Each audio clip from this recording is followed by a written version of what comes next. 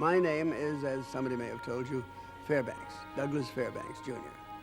Most movie producers certainly had a hard time making up their collective, as we referred to them, minds about American participation in World War I, which began, as we all know, in 1914. Films that preached against our entry were shown. It wasn't favoritism for the Germans, but a preference to let others fight them without us. Gradually, though, the industry just flip-flopped, portraying the enemy as fiendish torturers, rapists, and worse. Perhaps Hollywood overdid it, because between 1918 and 1925, almost all war stories were box office disasters. Then along came a group of movie producers, directors, and writers who had actually experienced the rigors of war themselves. They saw the lonely soldier as neutral, not too overly concerned with the rights or wrongs of war, but merely getting the ugly job done.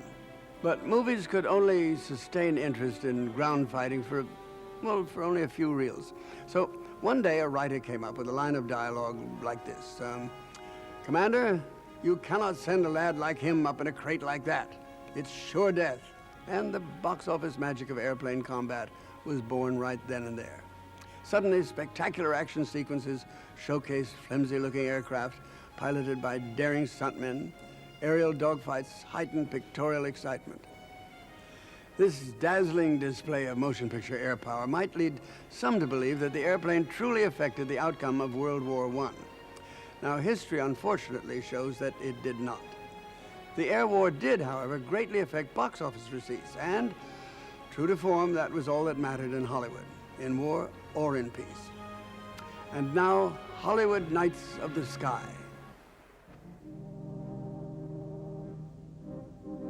The first American World War I flying film was actually made in the late 1920s. Wings, a silent film, was unlike any picture that audiences had seen so far. It was as if aerial combat was the natural destiny for the flower of American youth. We follow the adventures of a pair of all-American boys. What this story lacked in subtlety was more than compensated for by action, action, and more action.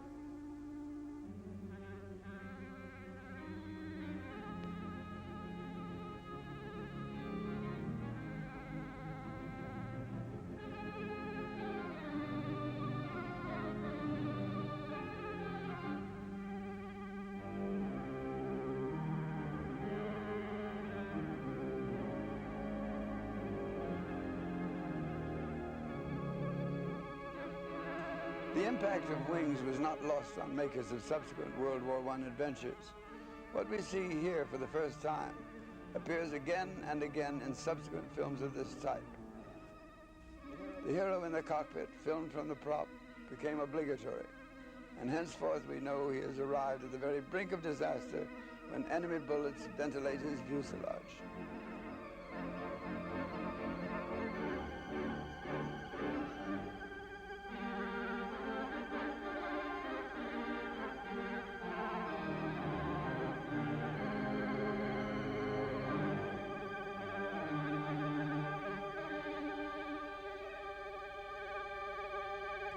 The chivalrous conduct between pilots, not altogether a Hollywood invention, I must say, illustrated by the daring message drop, will appear in many of the films that follow.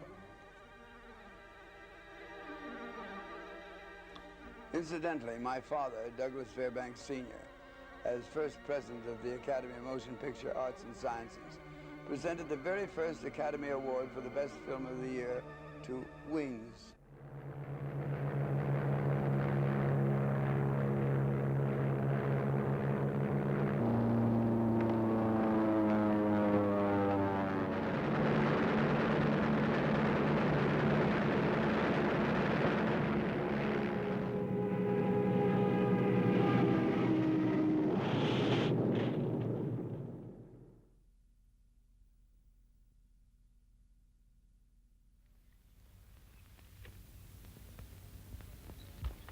Congratulations, Captain. Thank you, sir.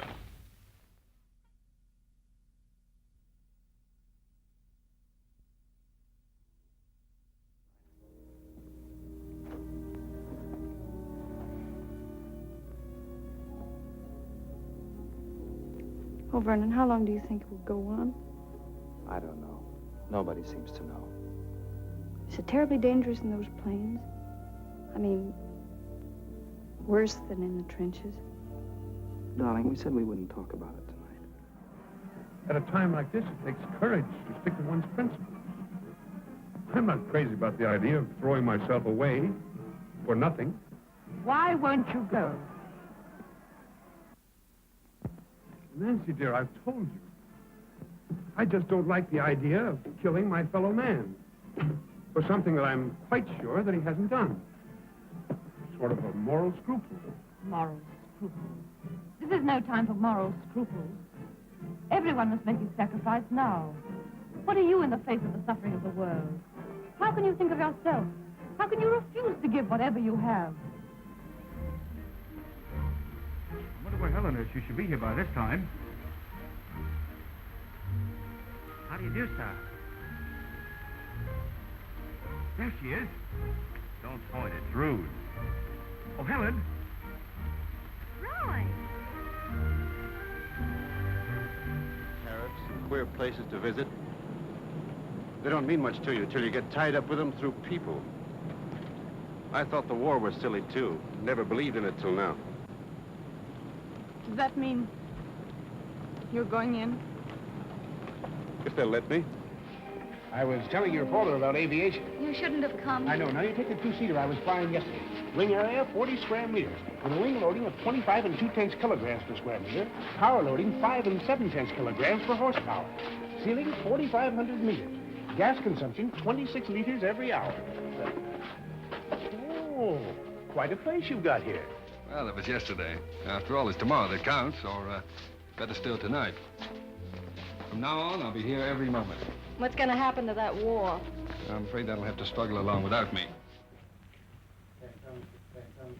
Gentlemen, orders for tomorrow. A flight on the early show over Boulay sector. Got to patrol 4 kilometers behind the enemy lines. When the barrage starts, B flight will cover our observation ships and artillery. You'll take up the details among yourselves later on. That's all. Glad I'm not in A flight. Did you say A flight? Yes. 4:30 in the morning. A flight has only 5 men. Well, more replacements are on their way up. They'll be here sometime tonight. Do you mean to say that we must go out on a job like that with 2 inexperienced men? Yes. Those are the orders. Right.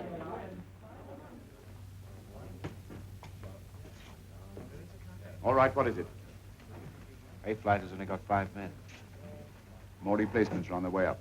More replacements? Yes. They'll be here first thing in the morning. You're telling me that I'm expected to go out on a job like that with 2 inexperienced men? Those are the orders. Right.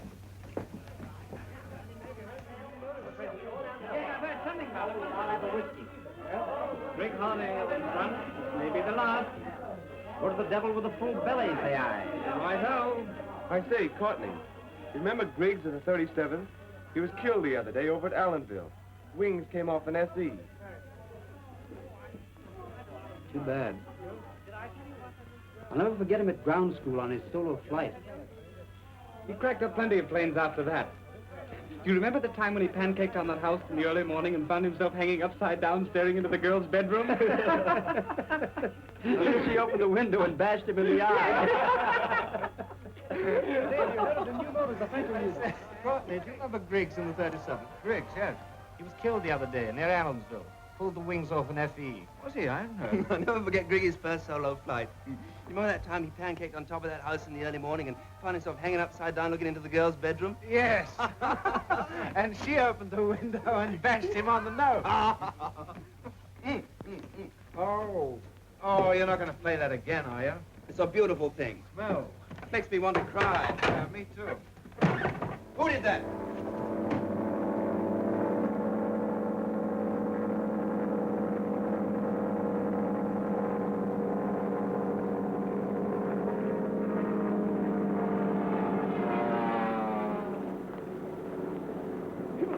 Let Tommy come! Let Tommy come! Let Tommy come!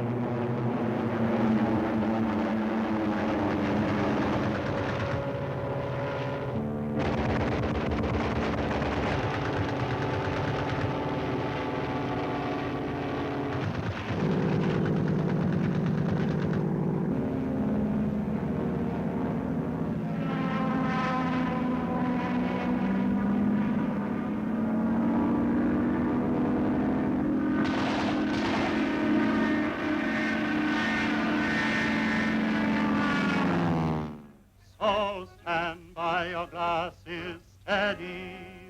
This world is a whirl of lies. Here's a toast to the dead already. Hurrah for the next man that dies. Ah, oh, betrayed by the land that we find. The good have gone before us, and only the dull left behind.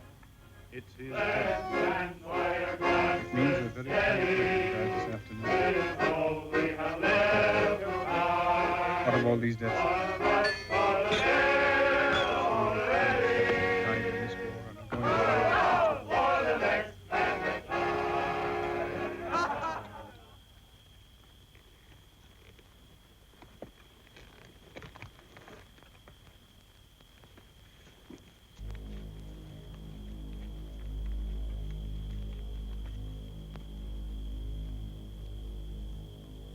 Goodbye, Gordon.